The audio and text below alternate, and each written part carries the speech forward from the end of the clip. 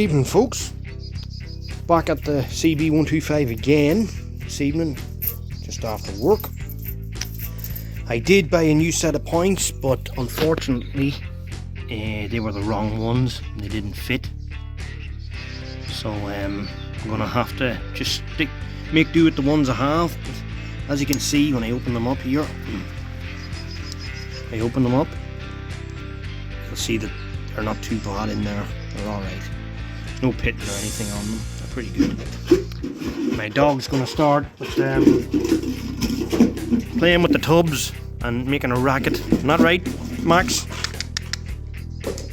Yeah, bring it over. Yes, yes, the boy. Yeah, he's a good boy. I'm going to have to take that bucket off him because he's making a racket here. Anyway, back to the video. This thing's getting a lot of scratches and stuff from hanging around the shed. I'm gonna have to be more careful what I do with it if I want it to work out when I go to spray paint it. You can see already from moving it on a trailer, I've dinted it here. It was a pretty good tank when I got it first. Not much you can do with that now except fill it in and just hope that it doesn't show up. Anyway, back to the main subject. So setting the points, everybody will know from looking at my videos from the cb125 RS restoration that I'm no expert on setting the timing on bikes. As a matter of fact, it's a bit of a sore point with me, and it's a finicky thing, but most of the problem the last time was the fact the head gasket was letting in a bit of oil. Some of it was to do with the timing though, even though I thought I'd got it perfect. So I'm going to attempt to do it again on this, and I'm going to explain to you how it's done, even though I can't normally get it 100% right myself. So I'll be back with you in a minute when I get the right tools here to start working. Okay, so to start with, we have to set the point gap. That's the gap that is within the points when this is at the T mark. So you have to look for your T mark here, make sure it's on top dead center, and the way you know that is there's a bit of play in this wheel. I don't know if you can see that moving or not, but there'll be a bit of play there, and when it's not on top dead center there won't be any play there. So you go for the T mark. It's very hard to see anything today for some reason, but believe me, that's on the T mark and it's matching up with the line on the threads that I mentioned in yesterday's video. And when you have it there, there's a little gap in the spark plug, or in the points you'll see, and you have to set that to between 12 thousandths and 14. So you're going to need a set of feeler gauges for that, and what you do is you undo these screws just a little bit and you adjust it until I make it kind of like a 14 thousandths, and it should be able to fit in there just nicely with a little tiny bit of drag on it.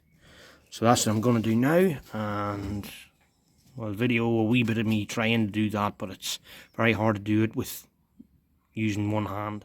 So, listening to other guys on YouTube, 14 thousandths is the gap that there should be here. What's 14 thousandths when you work in millimeters, I hear you say? Well, I thought the same thing. And my feeler gauges are in millimeters, so I worked it out as best I could. I know nothing about inches, I don't work in them, never have. And apparently it works out at something like 0.3, 0.35, something like that. So I'm going to make this 0.3 and we'll see how we get on. Now I can't film me actually doing it because it takes two hands, but this here should fit into this gap nice and comfortably, and it's actually having to raise it a bit here to get in at the minute, so I think it's just a little bit tight. So I'm going to try and do that now. Well, I tricked about with it for a little while, and I managed to get it set kind of half decent. But I do have a problem with the spark jumping from the points and hitting the plate on the back. And I don't know if it's meant to do that, but it appears that it's affecting it. Whenever I turn it down to just idle, it stops. Now, another thing that's probably adding to the problem is that I have no seal here. So I need to get a seal for that and put it in, which I will do, which wouldn't be helping the running of things. Anyway, I'll let you hear it.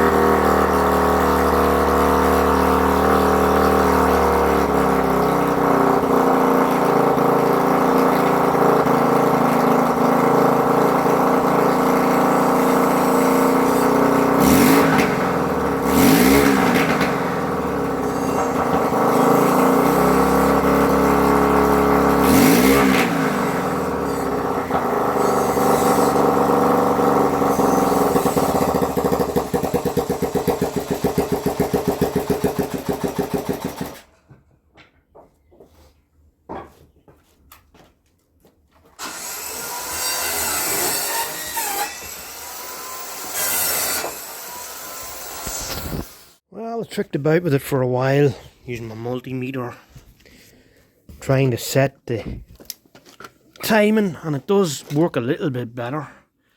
But I think that this part of the points is worn down a bit, and I might need to get a new set of points to get it to work perfectly.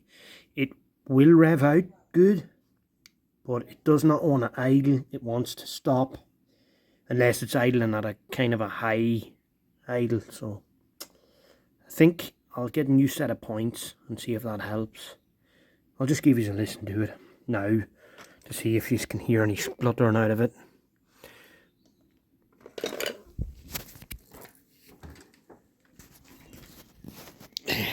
Excuse me a minute when I start it up.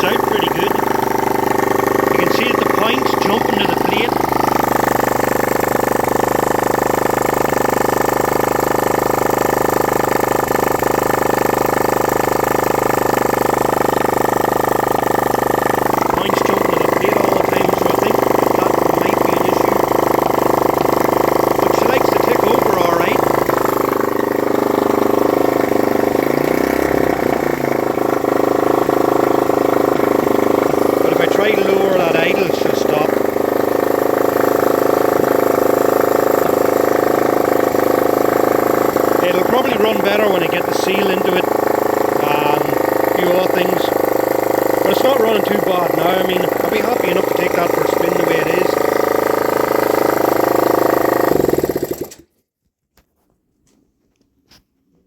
So that's it, kids in bed, can't do any more tonight.